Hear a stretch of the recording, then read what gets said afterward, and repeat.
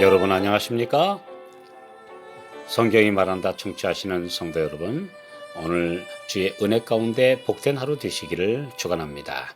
오늘 계시록 연구는 4장 네 번째 강의로 24반차의 제사장 직분이라는 주제로 함께 은혜를 나누고자 합니다.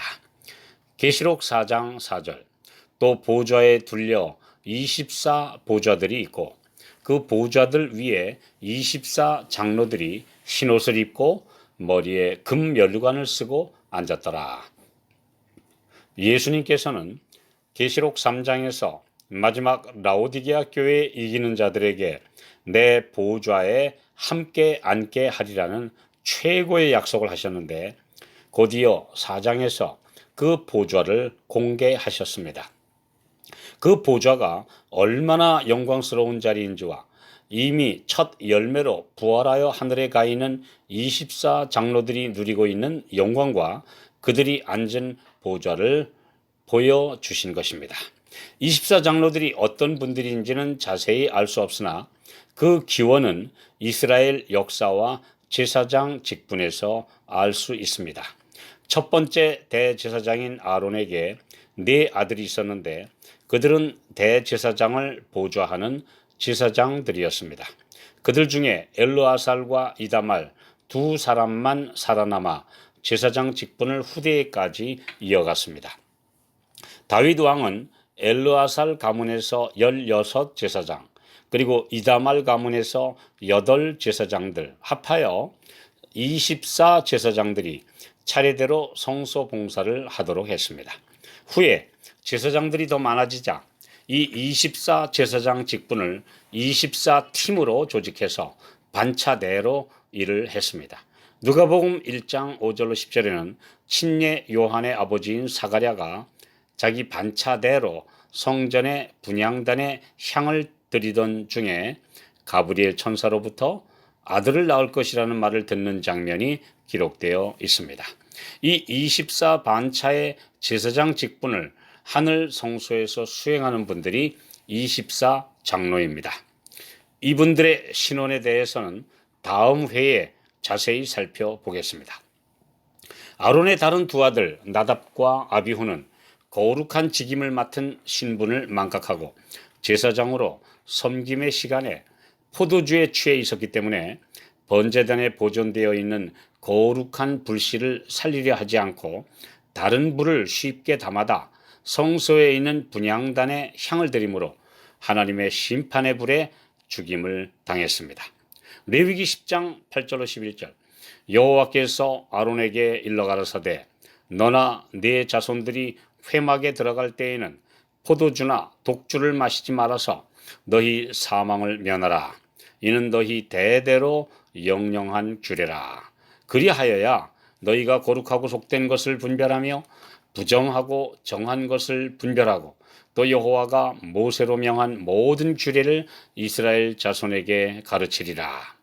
이런 엄중한 사례가 성경에 기록되어 있는데도 이를 거울로 삼지 않고 목회 직분에 부름받은 사람들 중에 술과 알코올 음료를 마시는 사람은 분별력을 잃어버린 사람들입니다.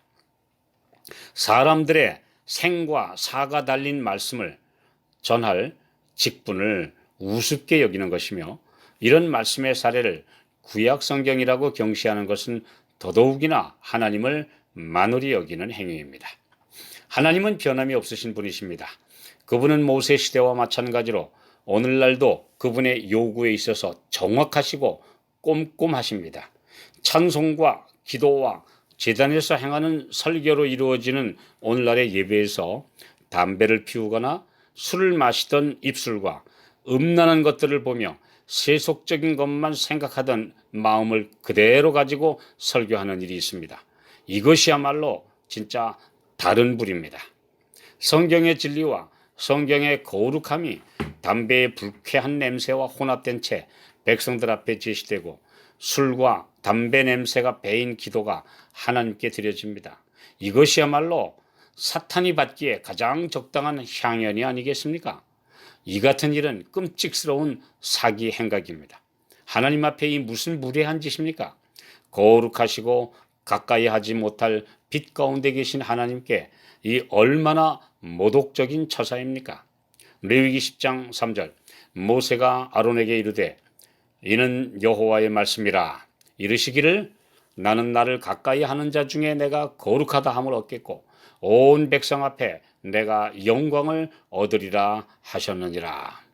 정신 기능이 건전한 그리스도인이라면 그러한 예배란 잘못된 것임을 금방 식별해 낼 수 있겠지만 나답과 아비후 같이 그들의 감각이 너무 무뎌져서 거룩한 것과 속된 것을 구별하지 못하는 것입니다. 또한 그들은 강단에서조차 정치적이며 세속적인 것들을 이야기하고 그러한 것들로 사람들을 웃기고 울리며 그래서 사람들에게 재미있게 하는 설교를 합니다. 그때의 거룩하고 신성한 사물들은 세상 사물로 마비된 두뇌 그리고 식욕과 정욕의 방종으로 오염되고 더럽혀진 그들의 영혼과 같은 수준으로 떨어지고 마는 것입니다. 그리스도인이라는 사람들이 술을 마시고 담배를 피우며 아무 것이나 보고 읽고 먹으며 저속한 농담과 더러운 말을 내뱉으면서 그러고도 여전히 그리스도께서 이기신 것 같이 이 세상을 이긴다고 말하다니 이는 신성모독입니다. 다른 불이란 사탄이 그의 미혹에 빠진 사람들을 통해 뿌려놓은 이론과 거짓된 주장들을 또한 가르치고 있습니다. 사탄은 속이는 영으로 할 수만 있으면 택한 백성들까지 속이고 진리를 가진 성도들을 비평하고 저주하고 그럴듯한 거짓 것을 만들고 있습니다. 많은 사람들이 인기 있는 종교 지도자들의 선동에 의해 비이성적인 주장과 거짓된 추측과 인간의 이론들을 진리로 받아들이고 있습니다.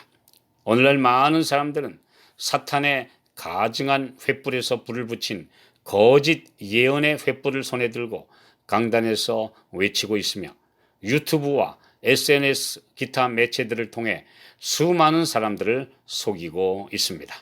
시한부 종말론과 이 땅의 천년 왕국 또한 비밀 휴거론 이런 세대주의 가르침이 도처에 편만해 있습니다. 성도들은 자신보다 연약한 성도들 아직 주님을 알지 못한 사람들을 생명의 길로 인도해야 할 거룩한 직분을 맡은 것을 기억해야 합니다. 특히 말씀 사역을 맡은 분들은 오직 기록되었을 때 순수한 복음을 전해야 합니다. 다른 불을 가지고 성도들 앞에 서거나 하나님의 말씀을 전하는 사역에 나타나지 말아야 합니다. 오늘 주의 십자가 밑에 무릎 꿇고 주께서 말씀하시는 음성을 내가 먼저 듣고 그 말씀을 깨닫고 감동받고 그 말씀 속에서 사역을 하는 종들이 많이 일어나기를 주님께 기도드립니다.